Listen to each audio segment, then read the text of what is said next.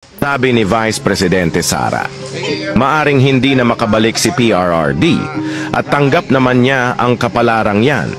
Pero ano ang kasunod? Ang kanyang pangalan ay mauukit sa kasaysayan bilang isang pinunong pinagkanulo ng bansang minsan niyang pinagsilbihan. Ang pangalang Duterte ay mauukit sa mga kalsada. Statwang bato sa bawat gusali. Sa tingin ng kanyang mga kaaway, ang kanyang huling hininga ay tagumpay nila. Sa hinaharap maraming gaya niya ang mauupo sa gobyerno. Kahit patayin nila ang isang Rodrigo Duterte, ang kanyang legasiya ay mabubuhay sa bawat anibersaryo ng kanyang kamatayan. Ang kanyang pangalan ay magmimistulang bangungot sa lahat ng tumraydor sa kanya. Si PRRD ay mag-8 anyos na ngayon. Nasa dapit hapon na siya ng kanyang buhay. Sabi nga niya, I have nothing to lose.